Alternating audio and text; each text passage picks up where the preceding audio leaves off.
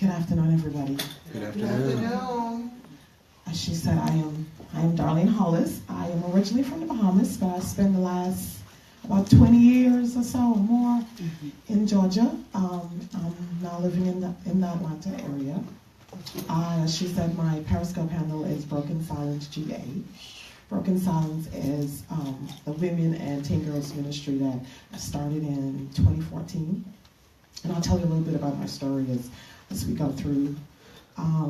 And the first time I met went into Pastor C's Periscope was, I think Altavis had shared it, and I was homesick that day from work.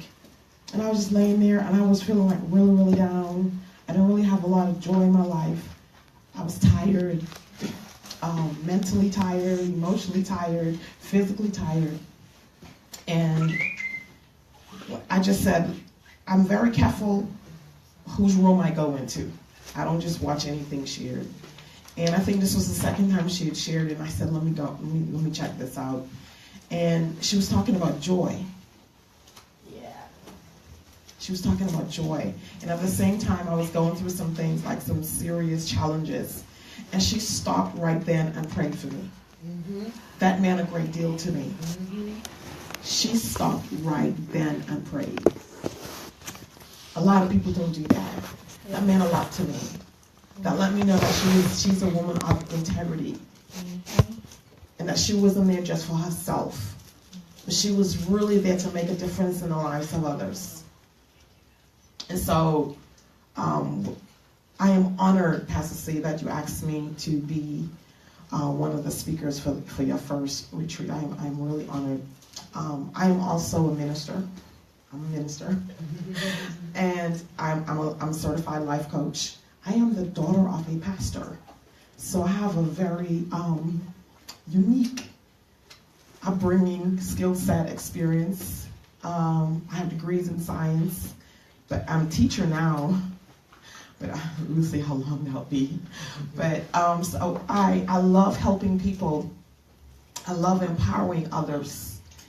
And so I ask the Lord, anytime I go, whether it's for just speaking in a non-faith-based setting or not, I always ask, Lord, what do you want me to say to the people in that room? Because I don't want to get up and just talk. And it means it does nothing for anybody in the room. So I want you all to do me a favor. For those of you who are not scoping or not on Periscope, not on Facebook Live, get a butterfly. Get the pretty butterfly that's sitting on a flower. Just pull it up on your phone. Find a pretty butterfly. You go to Google and just look at the images, and you choose a butterfly that's sitting on a pretty flower or sitting somewhere. Not one flying in the air, one that's just chilling. That's just perched. And when you see it, you see how beautiful it is. You see the beautiful wings. You see the beautiful colors. And as I talk, I want you to focus on that butterfly. Susan also has some cards, some butterfly cards. As I go through, write down anything that touches you. And you're going to I'm going to tell you what to do with those cards at the end. Everybody got their butterfly? Sitting. And you see how beautiful it is. But here's one thing that God showed me. Now, I'm a scientist, and I'm a teacher. So we know about the butterfly coming out of the cocoon. We hear that all the time. The butterfly goes through a lot when it's coming out of the chrysalis, right? Did you know that the fluid is squeezed out of the wings, and it's necessary, or the wings will be limp? Wow. If it's not squeezed, wow. It can't fly. So that's why we go through the pain as we're becoming that butterfly. Wow. The fluid has to come out of the wings in order for that butterfly to be a butterfly. Wow. or it will never take flight. So you go through all of that. Now look at the butterfly sitting on that flower, sitting on that leaf. But guess what? What if that butterfly sits there a long time? What if that butterfly sits there a long time?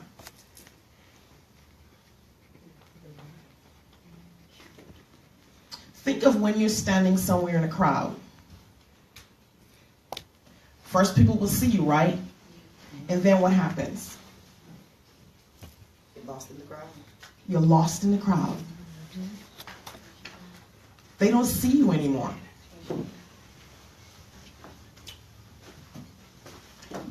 The butterfly beauty is no longer appreciated because they're used to it sitting there. It becomes a part of that flower. You're used to seeing it every day, in and out. It's sitting there. The wings will then lose strength. That's right. It's not used to flying anymore. Oh, wow. It doesn't even know what it needs to do anymore. Who am I? Can I still fly? Should I try?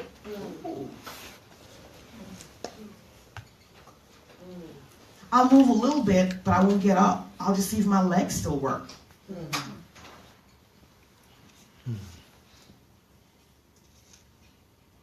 Again, nobody see you anymore. Think of even when, if a butterfly or a bird was to come in this room, what will it do? Circle around. Just circle around, trying to do what? Find a way out. Find a way out, back to its natural habitat. And if it doesn't get out, what happens to it? If you go and what do you see on the floor? You're like, it's dead. Yeah. How did this get in here? Yeah. That's good. Because it couldn't get out. It was trapped. Wow. Think too of that butterfly sitting there and the weather changing. It's not sunny every day, right? It's not sunny every day. And then the wind. What about when the wind comes and it gets rough? It's not always bad. Look at it in your life. Sometimes that's the Lord trying to push you out. It's time to go out. Let that go. Let that go. Let that go. Go back to who I told you to be. Begin to live out your purpose.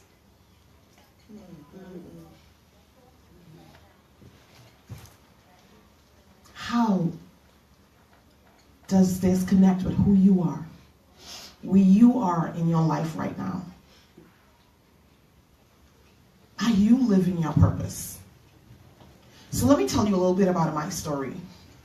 And in the mentorship class, we talked about living, learning, and leading. For me, I wanted to commit suicide. As a little girl, as a teenager, as a woman, I dealt with low self-esteem. But I would have never gotten up here before. Wow. Extremely shy. Anybody who really remember me, some people say, oh yeah, but who really remember me, I didn't hardly talk. I would just read. I would go and take a book and go in a corner. Somebody say, would have to come and find me. I'd be behind the door. We had a little door back home with the window. Those of you who live in the Caribbean, you know. A little window, I'll sit there, just get a little bit of breeze, just leave me alone with my book. I didn't need anything else. But I entered the beauty pageant as a challenge to myself. By then I was an athlete. So to challenge myself, I said, okay, I'll do this. I'm too shy. By then I had been slapped twice, pushed down once in elementary school, slapped twice in high school. And when I asked the last young lady, I said, why do you slap me? And she said, because you're not going to do anything. They'll test you. Wow. And I knew then that me keeping my mouth shut was not helping me. I was top of the class, graduated at age 15, skipped grade, went from grade 4 to 6, graduated in the 11th grade, Wow. But I was still, I knew in myself that I wasn't doing what I should be doing with my life.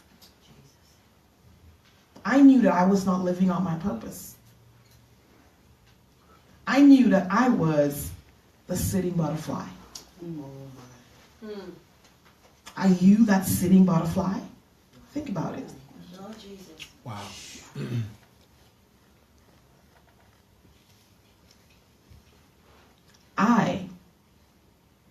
People see me now, they have no idea what my story is, or they don't know me.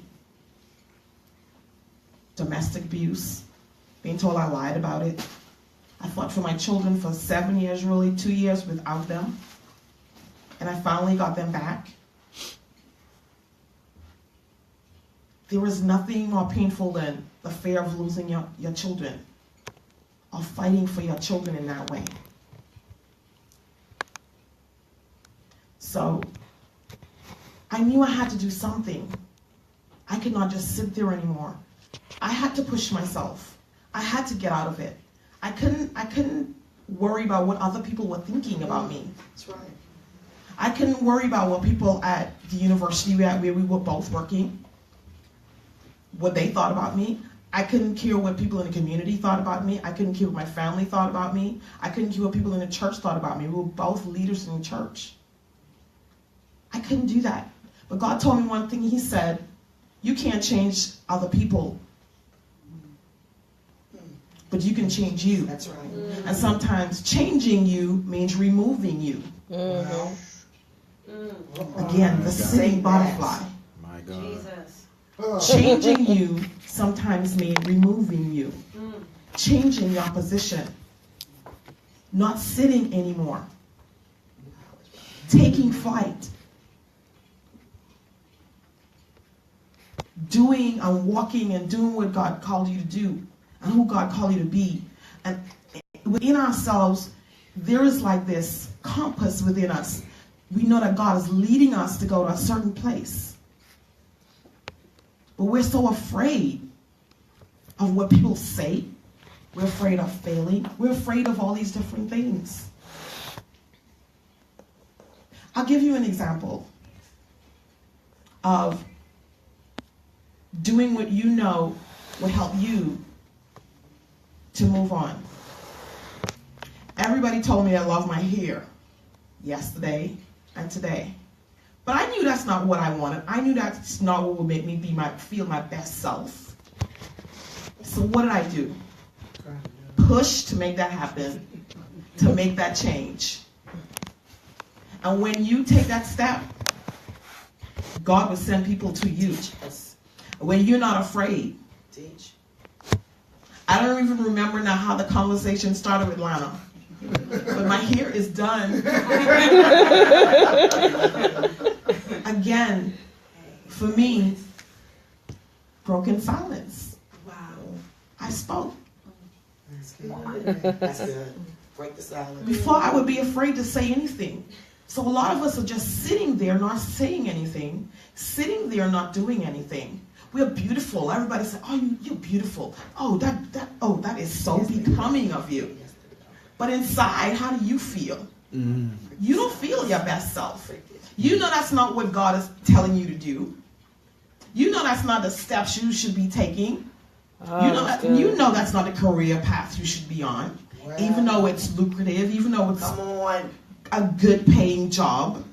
You know that that's not the path that you should be on at this point in your life. Am I right? Yes. I know it's in the wrong. Talk up in here. So God is calling us and pushing us today. And that's why he brought us in this room. And he brought the remnant. Hands up. That's right. Praise God. To push forward. To no longer be that sitting butterfly. To no longer sit there looking pretty. Ladies, even when we're dating somebody, if a guy dates you because you're pretty, what happens? Does he respect you? No. Same thing. What type of relationships normally last? The ones where they respect us. Yes. Come on, ladies. That's right. Right. But if you're on the right path, you wouldn't even have to demand the respect. He just gives it. Yeah, say it. It will just be there. If it's a divine alignment, it will just be there. Love divine alignment, yes, ma'am. Sitting butterfly. So, how did I not be that a sitting butterfly anymore?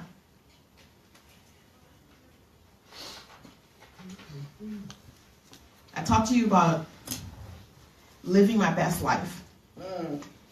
For me, it was, I gotta do this for myself, Lord.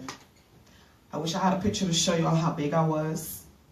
From that beauty queen, from that tennis player. I went to college on a tennis scholarship, so you know you had to have something. I didn't feel good inside. I didn't pray like I used to. Even my relationship with the Lord, even though I was leading the church, it was different. My gifts, just the surface was being scraped. Other people saw more in me than I saw in myself. Other people believed more in me than I believed in myself. And I said, how long am I going to take this? I was dying on the inside. I was just existing, not living. And I finally said, I want to live. Come on. I got to be here for my children. Yes, yes, yes. And when I asked the Lord, I prayed for years, and when God said, changing you sometimes means removing you.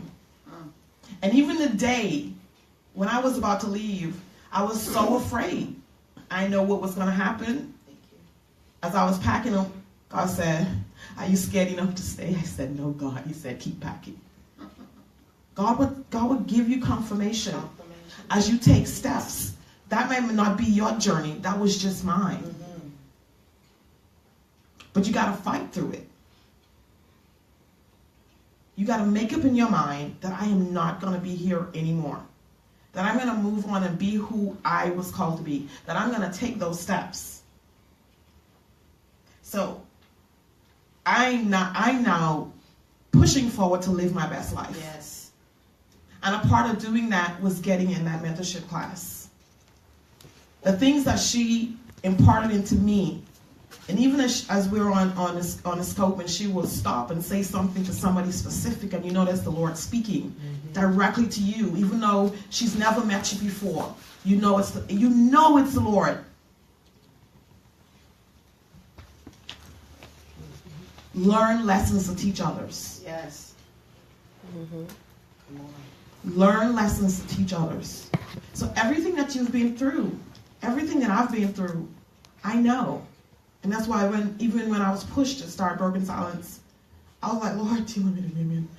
That's where my pain has always been. It's always been where, as quiet as I was was people jealous of me, and I'm like, why? I'm just being me.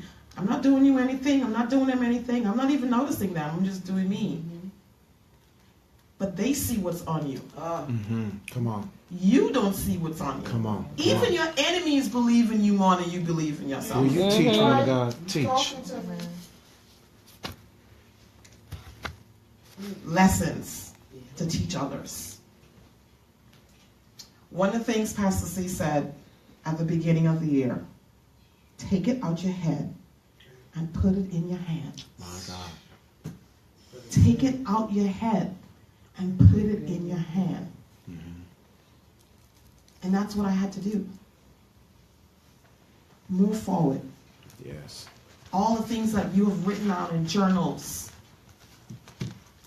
all the ideas that you have, begin to move forward with it.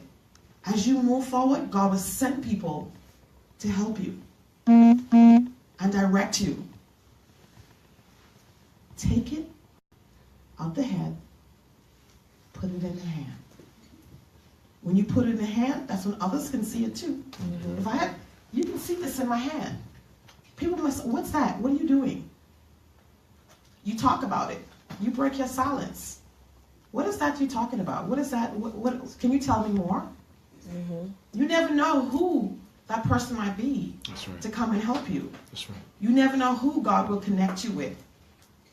And in this season, I see a lot. I mean, it's like divine alignment. And that's all we're hearing about this year. That's right. That's the theme for this year. And so I said, my word was execute. Yeah. Get all these things done. You have so many ideas. You have so many things you know you could do. As a scientist, people who don't know that I have science degrees, they, knowing my jobs, they're shocked. Scientists are not normally people who like to be social. They like to work by themselves. That used to be me. People who are scientists are not really creative in that aspect. People who are scientists are not into social service. They're not into human service. I'm a life coach. And it's not just scientific. It's not just business. It's empowerment, it's life. So all these things that God has afforded you to do or past that we think was bad, it's not. It's really being used for your purpose. Yes. Lead by example to push others into their purpose. That's why I'm standing here today. How can I tell others to break their silence and I don't break mine? Even when I have my conferences, I don't hardly talk.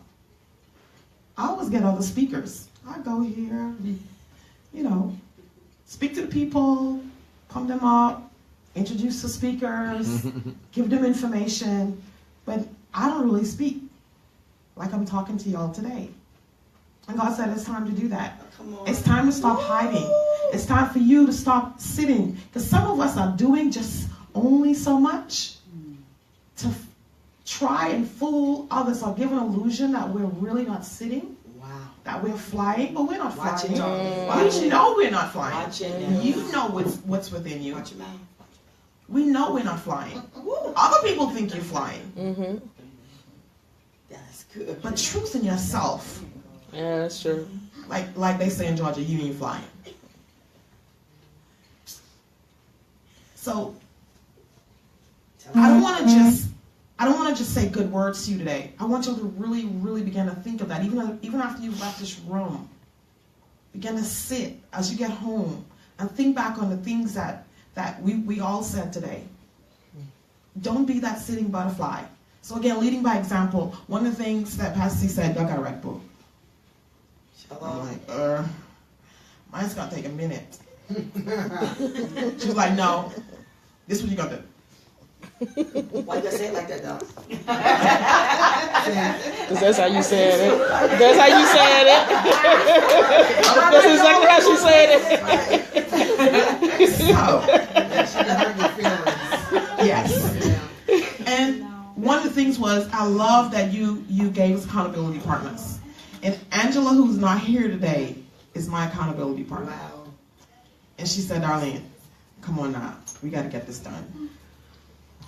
And so I am doing a pre-launch. I think I showed some of you last night of it's a divorce suddenly single moms devotional. It's a 30 days devotional.